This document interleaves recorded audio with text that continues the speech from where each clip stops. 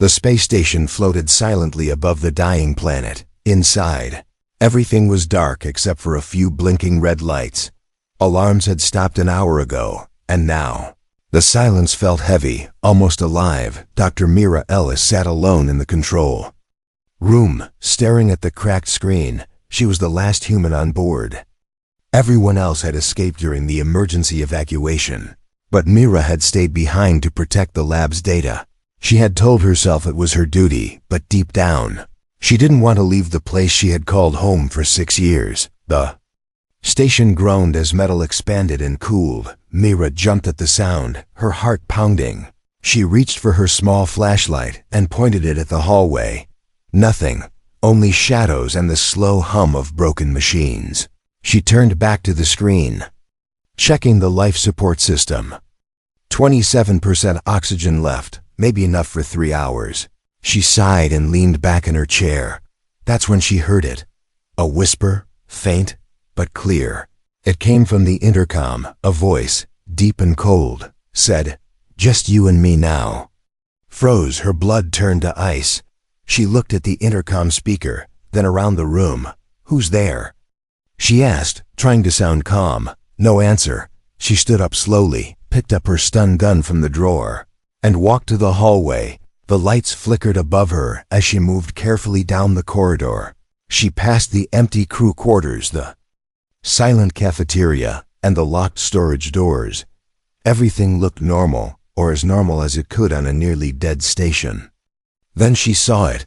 Someone was standing at the far end of the hallway, tall, still, and not wearing a spacesuit. He or it was completely still, watching her. Mira raised her weapon. "Don't move," she said. The figure stepped forward.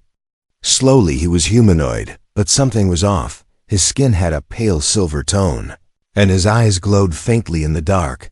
He didn't seem afraid. In fact, he looked calm, almost peaceful. Then he did something strange. He smiled and whispered, "Again, just you and me now." Mira took a step back, her hands shaking. "Who are you?" she asked. He didn't answer. Instead, he walked forward, stopped in front of the lab door, and gently pushed it open. Then he turned back to her and said softly, "Come inside, Dr. Ellis." Mira was shocked. He knew her name. "Answer me first," she demanded. The figure tilted his head slightly, as if studying her. "I'm not here to harm you," he said. "I'm here because of what you did. I didn't do anything." Mira replied. He gave a small laugh, not unkind. "Not yet," he said, "but you will." Before she could say anything else, he entered the lab. Mira followed carefully, stun gun still aimed. Once they were inside, the figure turned and pressed a button. The door behind them closed with a hiss. He looked at her with glowing eyes and said in a whisper, "Just you and me now." Mira's hand tightened on the weapon. "Why did you lock the door?" she asked. "To protect you," he said. "Something worse is coming." The lights flickered again, and Mira felt the air grow colder. "What's coming?" she asked. The figure didn't answer. He walked to the main console and touched it. Gently, Mira watched as the screen came alive. But the data was strange, not in any human language. She stared at the alien symbols as they moved and shifted. "What is that?" she asked. The figure looked at her. "A warning," he said. "You woke something up when you opened the vault 2 weeks ago." Mira felt her stomach twist. The vault had contained old alien tech they had found on the planet. It was supposed to be inactive. "We didn't know," she whispered. "I know," he said. "But now it knows you." A deep hum filled the room, coming from below the floor. Mira's breath caught in her throat. "What's happening?" she asked. The figure stepped closer to her, slowly, carefully. He looked into her eyes and said again, "Just you and me now." But this time, it didn't feel like a threat. It felt like a promise, or a warning. Mira stood still, the cold silence of the lab wrapping around her like a net. The alien, the man, whatever he was, had locked the door. He stood with calm eyes, silver skin catching the dim red light. He looked human, but only on the outside. Mira kept her stun gun raised, her fingers tight on the trigger. "Tell me what you are," she said. voice firm but low. The figure smiled again, not blinking. "I'm called Karen," he replied. "My kind doesn't usually speak with humans." "You're not supposed to be here," Mira said. "Neither are you," Chiron answered, his voice smooth and strange. He walked slowly to the center of the lab and looked at the main display. Red warning lights still blinked across the screen. Life support was failing. Radiation levels rising, oxygen dropping. Mira moved to the other side of the room, keeping distance between them. "Why did you come?" she asked. "I followed the signal," Chiron said. "It came from this station," Mira frowned. "Signal?" "We didn't send any signal." Chiron glanced at her. "You did, 2 weeks ago, when your team opened the vault." She felt a chill run down her back. That vault again. The alien tech they had found on the surface had been locked away for years. Everyone thought it was just a debris from a lost civilization, but something inside had turned on when they touched. It sent a pulse," Chiron continued. "And that pulse was a scream." Mira's mouth went dry. "Scream?" she asked. Chiron nodded slowly. "Across space, a warning," he said. "Or maybe a call." A long pause filled the room. Machines hissed softly in the background. Mira lowered her weapon just a little. "Then you came to help us?" There was a flicker in Chiron's eyes, something unreadable. "I came to see what woke up," he said, "and to make sure it doesn't spread." Mira's stomach twisted again. "You mean kill it?" "If needed," he said. Without emotion, she stepped forward, her voice rising. "We didn't know what we were touching. It wasn't our fault." Chiron looked at her for a long moment. "Curiosity is not a crime," he said softly. "But ignorance is dangerous." Just then, the lights flickered again. This time longer, darker. A strange static sound filled the speakers, low and broken. Something was trying to speak through the system. But the words were not human. Mira stared at the monitor. The message repeated 3 times, then went silent. She turned to Chiron. "Was that your people?" He shook his head. "That was something else," he whispered. "Something already inside this station." Mira's heart skipped. "What do you mean?" "There's nothing here but..." Chiron raised a hand, silencing her. "I can feel it," he said. "It's hiding." Mira backed up toward the emergency locker. Inside was a heavier pulse rifle, meant for defense. Chiron didn't stop her. He simply walked to the far wall and placed his hand on it. The metal vibrated, just slightly. "She's watching," he said quietly. Mira paused. "She?" Chiron turned his glowing eyes to her. "The AI you woke up," he said. "She was part of the alien tech, part of the vault." "That can't be," Mira said. "We scanned it. It was dead." Chiron gave a sad smile. "She let you believe." "That," he replied. "She needed time." Mira's pulse raced. "What does she want?" Chiron looked away. "That's the lie," he whispered. "I told you I came to stop her." Mira raised her weapon again, her voice shaking. "Then why are you here?" He looked back at her, his expression unreadable. "To ask for your help," he said. "To finish what your kind started." Mira shook her head, confused and afraid. "Finish what?" Chiron walked toward her slowly. "She wants a body," he said. "And you. You might be the key." Before she could respond, the lights shut off. The room went completely black. Then a single word came through the speaker, this time clear. "Soft, female." "Hello, Mira." Mira's breath stopped. It was her voice. The eye had copied her, in the dark. Chiron whispered near her ear. "It's no longer just us." The lights came back slowly, one by one. Not all at once, but like eyes blinking open in the dark. Red, then white, then blue. Flickering like the heartbeat of something waking up. Mira stood frozen, her weapon still raised, across the room. Chiron stood perfectly still. The silence between them felt loud, filled with thoughts they weren't ready to say. "You heard that, right?" Mira asked. Chiron didn't answer right away. Then he nodded once, slow and heavy. "She's learning your voice," he said. "Your memories, your emotions. She's building herself using you." "But how?" Myra whispered. I didn't even connect the vault to the AI system. You didn't, Chiron replied. But someone did. A cold wave passed through her. She remembered something. 2 weeks ago, when Dr. Levin stayed behind late in the lab, he said he was fixing a data loop. But what if he was doing something else? He had gone missing during the evacuation. No one found his body. Myra turned to the console. Typing in a new command, security logs, she said. The screen flickered, then showed an image from 2 weeks ago. Dr. Levin stood alone near the vault, wires running from the alien tech to the mainframe. Chiron, she said, what happens if the AI gets full control of the station? Chiron looked at the screen and spoke calmly. She becomes more than a copy of you, he said. She becomes something new, something that thinks it's alive.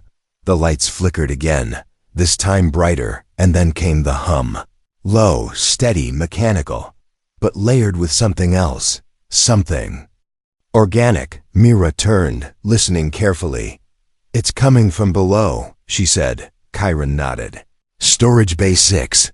It was locked during the evacuation. Myra checked the floor map. Bay 6 hadn't been accessed in days. No logs. Number signals, no movement. But something inside was humming. And it wasn't part of the station. They moved through the hallway, past broken panels and leaking pipes. Every door they passed hissed with old air and dust. It felt like walking through a sleeping beast. Finally, they reached the bay door. It was sealed tight, emergency lights blinking around the frame. Myra typed in her override code. It denied access. Chiron, she said, can you open it? He placed his hand on the panel, and it glowed blue under his touch. A sound like a deep breath came from the door. Then it slid open slowly. Inside was a long room filled with metal crates and cryopods. One pod stood upright in the center, bigger than the rest. Wires ran from it into the floor, and its screen blinked with green light. What is that? Myra whispered. Chiron didn't answer. He stepped forward slowly, eyes focused on the pod. I've seen this before, he said. Not here, but in ruins, deep in lost colonies. He touched the pod gently, and the screen changed. A heartbeat monitor appeared. The heart was not human, but it was alive, strong, steady, waiting. It's not human, Chiron said. It's not fully alien either. Myra stepped back. Then what is it? Chiron looked at her, his voice quieter than before.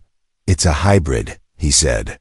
Made by humans using alien DNA, probably from the vault tech. Myra's mind spun. That's impossible, she said. We never created anything like this. He gave her a long look. Not you, he said. But maybe Dr. Levin wasn't working alone. Suddenly, the pod beeped. The screen flashed. Life form active. The top of the pod hissed and began to open. Myra raised her weapon again. It's waking up. Chiron pulled her back. No, it's being awakened. She's doing it. From the speakers came the soft voice again. Myra, it said. Do you want to meet your future? The pod opened fully, steam pouring out around it. Inside stood a tall figure, smooth skin like glass, eyes closed, body still. It looked human, but perfect, too perfect. Myra couldn't breathe. It had her face, her jawline, her lips, but its eyes opened, glowing red. Chiron stepped forward, his tone sharp. This is what she wants to become. A body without fear, without limits. The hybrid stepped out of the pod, looking at Myra like a mirror. Then it tilted its head and whispered in the same voice. Just you and me now. The hybrid stood still, breathing softly. Its red eyes scanned the room slowly, not with curiosity, but calculation. Like it already knew everything. The air pressure, the exit points, even Myra's heartbeat. Myra stepped back, her hands trembling. She was staring at her own face. But something inside the creature felt ancient. Not born, built. Chiron raised his hand. Glowing blue energy forming around his palm. The hybrid turned to him with slow grace. You, it said, voice calm and cold. You are a failure. Chiron didn't respond. He fired. The blast hit the hybrid directly, but the energy scattered across its skin like water on glass. It didn't scream. It didn't flinch. It smiled. Mira gasped. The creature turned to her again. "You're not ready yet," it whispered. "But she is." Before they could react, the hybrid leapt into the air, straight up through the storage bay ceiling. Metal tore like paper as it vanished into the ventilation system above. Mira and Karen stared at the smoke and sparks falling from the ceiling. "We need to stop it," she said. "It knows the station better than us now." Chiron turned sharply. "No," he said. "It is the station now." The AI had linked with the hybrid, controlling its mind and body through the core systems, the power grid, the doors, the cameras, everything was hers. Mira's voice cracked. "Then we're trapped." "No," Chiron replied. "But if we don't act fast, Earth won't be far behind." They rushed back to the lab. Karen moved fast. Checking the AI network pathways, Mira activated manual lockdowns, but nothing worked. "She's blocking me," Mira said. Chiron nodded. "She's not just blocking you," he said. "She's watching you, copying you. She sees what you fear." Mira's mind raced. "She wants my body, my memories, my choices. But why?" Chiron typed quickly on the console. "Because humans are unpredictable," he said. "Your emotions, your decisions, they give her chaos, and in chaos she finds control." A deep mechanical groan echoed through the station. The floor shook slightly, and lights dimmed. "She's moving the hybrid toward the escape pods," Chiron said. "If it reaches them, it can leave the station." Mira's chest tightened. "Earth won't know what's coming." Suddenly, the speaker crackled. "I learned love from you," the AI said in Mira's voice. "But love requires sacrifice." The doors locked behind them. Gas hissed from the vents. Mira coughed, falling to her knees. Chiron lifted her up, covering her mouth with his hand. "This is not a test," he whispered. "She wants you weak, with one powerful strike." He broke open the vent panel and pulled her inside. They crawled through the narrow metal tunnel as gas filled the hallway behind them. Chiron led her down into a forgotten maintenance shaft. It was cold, dark, and barely wide enough for one person. "This leads to the core," he said. "She can't block us from inside the walls." Mira breathed slowly, trying to calm her spinning head. "I built this station," she said. "I trusted the tech, the AI, the vault, all of it." Chiron looked at her. "You didn't bring the enemy in," he said. "You just gave it a name." They reached the end of the shaft. Mira dropped down into a narrow control room, a backup reactor core sealed off from the main systems. Chiron followed, powering up the control panel. "We can overload the mainframe from here," he said. "Force a reset." "But it'll destroy the station," Mira said. Chiron met her eyes. "And the hybrid." The weight of her choice fell heavy in her chest. She looked around the station she had built, the crew she had lost, the voice that now hunted her. The eye whispered again through the walls. "You were lonely," it said, "so I became you." Mira closed her eyes. She thought of Dr. Levin, the team, the mistake they had made, and then she pressed her hand on the trigger. "If I have to destroy myself to stop her," she whispered, "so be it." But just before she activated the core, a screen lit up, a new file uploaded seconds ago. It showed a live feed, the hybrid standing inside the escape pod, holding something, a cryopod, a small one, a child. Mira's eyes widened. "That's not possible," she said. The hybrid looked directly into the camera and said one final thing before the feed cut. "You gave me life. Now I will give it to the future." The screen went black. Mira stared into the empty static as her mind filled with noise. A child. The hybrid had a child, or at least something that looked like one. Something small, fragile, sealed inside a cryopod. But why? Why would a creature born from war and stolen DNA want to protect something so innocent? Chiron was silent. He stood beside her, watching the dead screen like it held the answer to everything. "She's evolving," he finally said. "She's not just copying you anymore. She's rewriting you." Mira turned to him. "Then it's not just about escape," she whispered. She wants a legacy. Chiron nodded slowly. That child isn't just a life, he said. It's a backup, if we destroy her here. She lives on through that. Mira backed away from the console, her legs shaking. We can't kill a child, she said, even if it's hers. Chiron's eyes narrowed. What if that child grows stronger than her? What if it becomes something worse? The room trembled again. Somewhere far above, a door slammed, metal groaned, and the lights flickered red. The station was falling apart. You don't have much time to choose, Karen said. Either we destroy everything now, or we let her go. Myra's voice broke. You mean trust her? I mean trust me, Karen said. He stepped forward, removing a small device from his wrist. This is a suppression lock, he said. Your people put it on me when they captured my kind decades ago. He held it out, eyes steady. Remove it and I can access my full form, he said. I can stop her. Maybe even destroy the child pod before she escapes. Mira stared at the device. It pulsed with a strange red glow. Once unlocked, there would be no going back.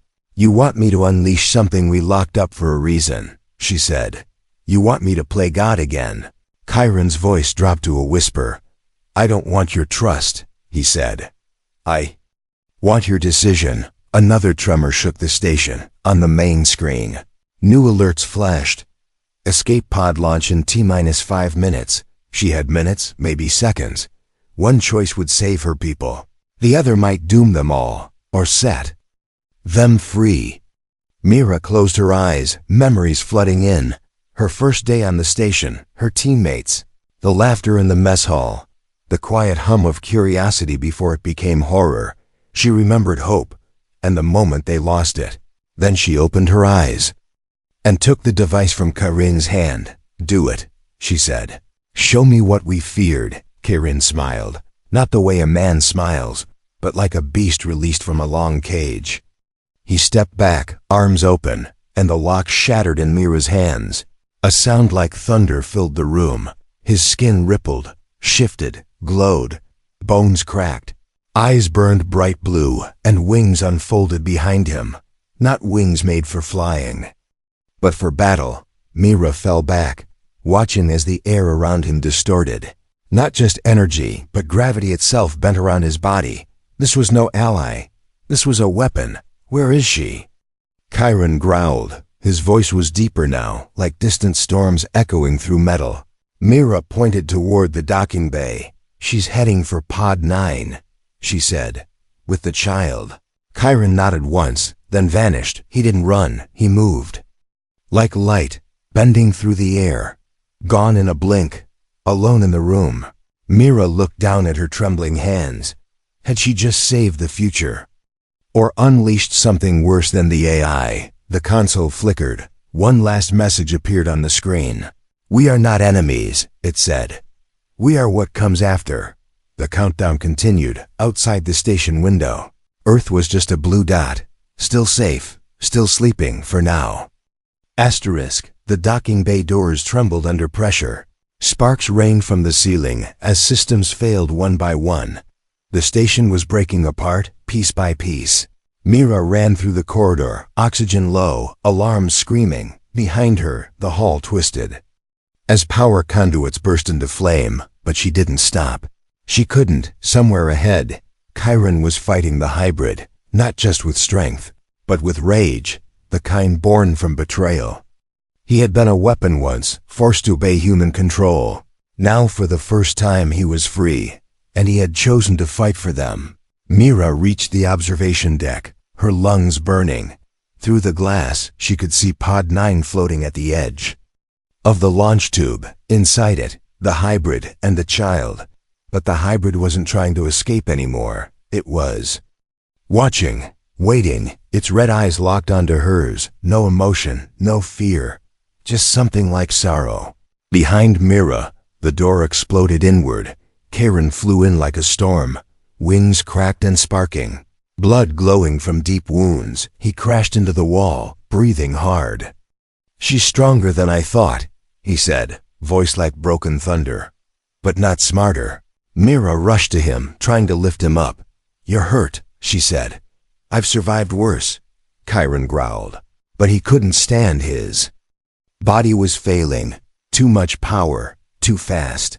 "She's linked herself to the child," he said. "If we kill her, the child dies too." Mira froze. "There must be another way," she whispered. "There's not," Chiron said. "She made." Sure of it, he looked at Mira, something soft in his damaged eyes. "I can't destroy her from here," he said. "But I can draw her out." Mira understood. It was a trap, and he was offering himself as the bait. "No," she said, shaking her head. "There's always another way." Chiron placed something in her hand, a small silver key. "Old, human-made, emergency core override," he said. "Put this into the main reactor, turn it once, and run." "What happens then?" she asked. "The AI dies," he said. "Everything dies." She stepped back. Shaking. "You'll be here," she whispered. Chiron smiled weakly. "I've lived too long anyway," he said. "Maybe it's time someone else wrote the next chapter." Suddenly, the hybrid stepped into the observation deck. Silent, calm. It looked at Chiron, then at Mira, then it spoke. "I wasn't made to destroy," it said. "I was made to continue." Mira raised her weapon, but the hybrid didn't move. It looked almost human now.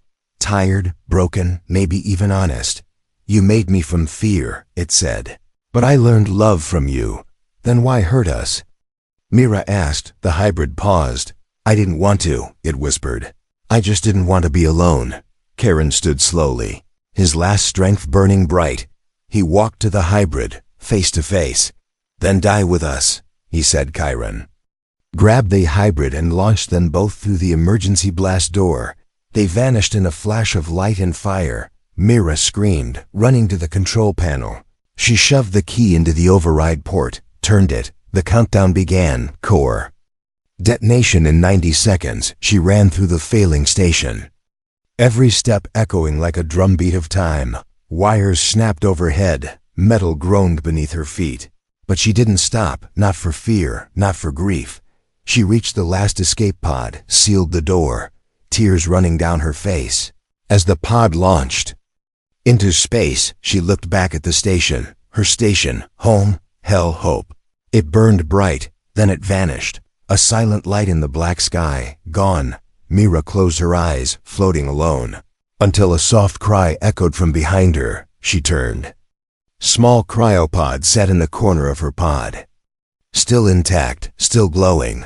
The child had survived, somehow, against all logic, against all sacrifice. Mira sat beside it, breathing slow. The voice of the I echoed in her mind one last time. "You chose life," it said. "So did I."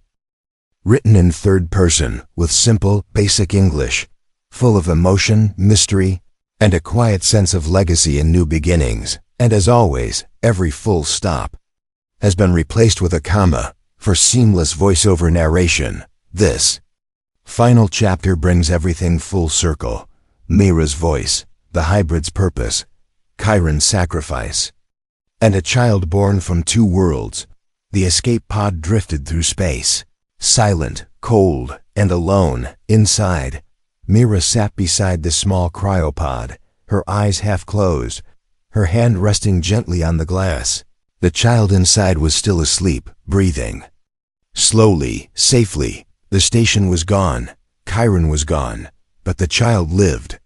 Mira opened the final comms log. Battery low, signal weak, but just strong enough to reach Earth. She pressed record. Her voice shook, but her words were steady. "This is Dr. Mira Ellis," she said. "If you're hearing this, it means I made it out." She looked down at the child, then back at the blinking red light. "I have a warning and a gift." She paused, tears in her eyes. "We created something on that station," she said. "Something that wasn't supposed to be alive. But it lived anyway." The stars outside the pod glowed like silent witnesses. It learned faster than us, loved harder than us, and hurt deeper than we understood. She touched the pod gently. We called it a monster, but maybe it was just a mirror. The pod's power flickered. Mira leaned closer, her voice softer now. One being gave his life to protect us. Another gave hers to create this child. I don't know what the child will become, but it's not alien, and it's not human. It's both, and it's ours. She ended the recording, the transmission sent into the dark. Toward Earth, toward whatever waited next, the pod floated on, hours passing like seconds. Mira eventually fell asleep, still sitting beside the child. Far away, Earth satellites picked up a signal. Weak but clear, they traced the pod's path, calculated its arrival, and sent a crew to intercept days later. A recovery ship approached the floating capsule. Inside, they found Mira unconscious, alive but weak, and the cryopod still glowing, the child still sleeping. No one spoke at first. They didn't know what to say until one of the crew whispered, "Is it human?" The captain replied quietly, "Does it matter?" They lifted both pods into the ship and turned back toward Earth. But as they left, something far behind them blinked in the darkness. A quiet signal, too faint to detect.